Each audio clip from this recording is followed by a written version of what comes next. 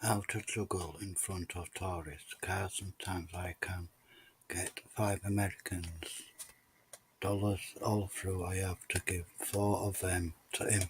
We wash car windows. We sell finger puppets. Sometimes we get work collecting tickets on the buses. Sebastian knows all the drivers, and that's how he'll get us out tomorrow. Pedro fell silent. There's one thing you haven't told me, Matt said. Did you know the river was going to flood? How would I know that? You didn't get any warning, perhaps the day before? No. When my parents were killed, I knew it was going to happen. I saw it in a dream.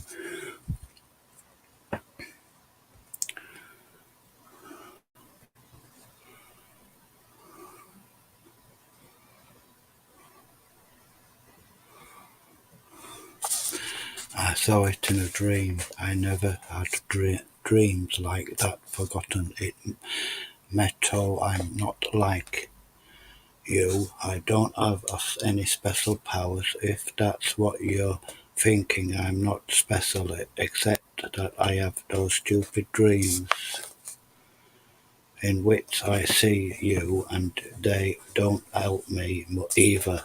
You're welcome with me to Isia, Matt said. Pedro frowned. I don't want to, but Sebastian says I can't stay with him anymore. It's too dangerous, and anyway, he relaxed a little, and the frown left his face.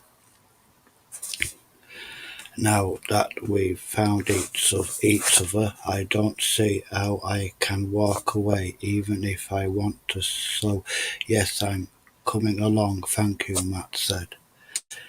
It was all the help he needed. He was no longer alone. He stood up, and at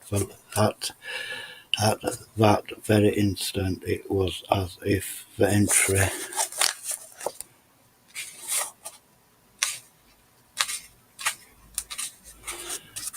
dream would have been cut in half by a visit. White guillotine. He felt no pain.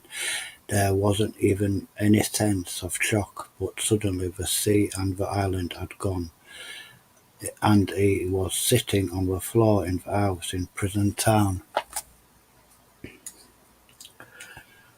and he saw that he had just woken up. He looked across at Pedro, still fast asleep underneath the blanket.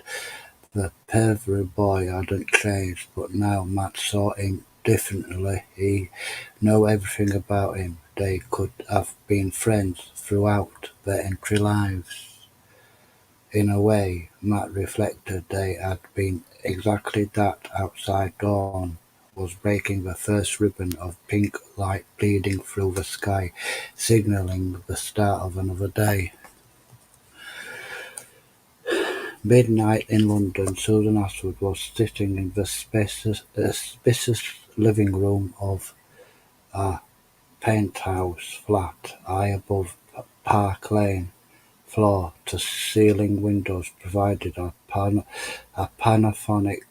panoramic view over Hyde Park, an area of dense black with the lights of Knightsbridge twinkling far behind. She had her back to it. Sometimes she was able to sense the appearance of a city from far, from the way sounds travelled, from the feel of the breeze against her face, from the smell of the night air. She knew beauty, but tonight all her attention was forced on the woman who owned the penthouse and who was sitting opposite her now. "Thank you for seeing me," Susan Ashworth said. "There's no need to thank me," Natalie Judson replied. The American woman was sitting on a sofa tucked with her legs tucked up under her, holding a glass of white wine. Her red hair was tied black, and she was wearing a simple black dress. She had been about to go to bed when the blind medium had called this was her home. When she was in London, she had a similar apartment overlooking the Hudson River in New York. I didn't know who else to come to. You don't need to worry, Susan. My door's always open to you. Natalie Johnson had been a member of the Nexus for 11 years. In that time, she had built up a huge business empire selling a low-cost computer hardware, mainly to schools and youth clubs. The newspaper called her the female Bill Gates. She found the description exists and irritated. Matthew Freeman is still lost, Susan Ashwood continued, but it's now been confirmed that there was a gunfight near Jog Jarvis Airport. Richard Cole was kidnapped but managed to get away. As far as we know, he hasn't been seen since. We sent him to Peru, because we wanted something to happen. The American woman said, "It seems that we got more than we bargained for. None of us could have expected this. What shall we do?" "That's one of the reasons I'm here. I was hoping you might be able to help. You have business interests in South America."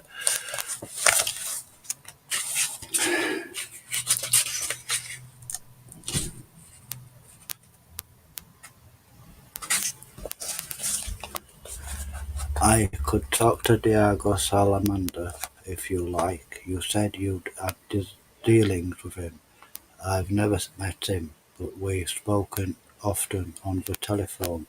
Natalie Johnson paused. "But I think we should be careful. Salamander is our number one suspect. It seems more than likely that he's the one who's trying to open the gate. Fabian is trying to find Matthew." Susan Ashwood continued. "He's worried sick about him and blamed himself for not driving personally to the airport. He's already spoken to the police, but he's not sure he can trust them. He suggests an advertising campaign in the national press.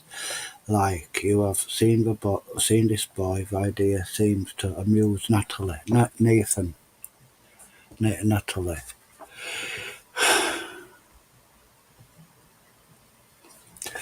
Natalie. Sometimes must know where he is. An English teenager is in Peru. Assuming, of course, he's still alive. The American put a wine glass. I'll pay for advertisements. If that's what you want," she said, "my New York office can organize it. There's something else." The blind woman paused, trying to collect her thoughts. Her face was grim. "I've been thinking about what happened," she went on. "First, there was the business with William Morton. We were the only ones we all know where he was going to be, and he told us all 24 hours before Matthew met him, but someone still managed to follow him to St. Methodist. They've killed him and took the diary.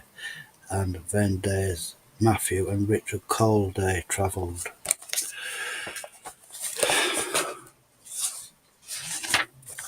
to they travelled to Peru under false names, but it seems that somebody knew they were coming.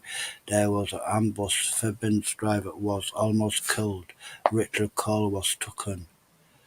What are your suggestions?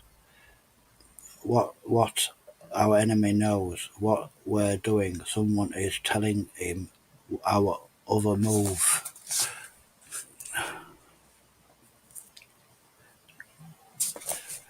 telling him every move. Natalie Johnson sniffed. That's ridiculous. I've come to you because I've known you for a long time, and my interests tell me I can trust you. I haven't said this to anyone else, but I think we need to be careful. If there is a territory inside the Nexus, we could all be in danger. What should we do? First of all, we have to find Matthew Freeman. He's our main priority. The second gate is going to open very soon, and he's the only one who can prevent it. It doesn't matter what happens to us, Miss Johnson. If we don't find the boy, we're lost. The bus station was like a crazy outdoor circus, a jumble of colours and noise with people and packages everywhere, street vendors shouting, old women in swirls sitting behind little piles of peppers and plant, plant, planters, children and dogs chasing each other around the rubble, and the buses themselves rumbling at their stands. Nobody was going anywhere yet, but everyone seemed to be in a hurry. Great sacks and cardboard package were being passed from hand to hand before being thrown up to be tied in towering piles on the buses. Roofs were there were all tickets thrown all over the ground like confetti.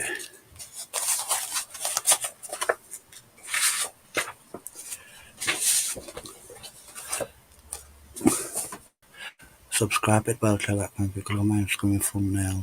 Watch my videos from start to finish. Subscribe it bell to like, thank you.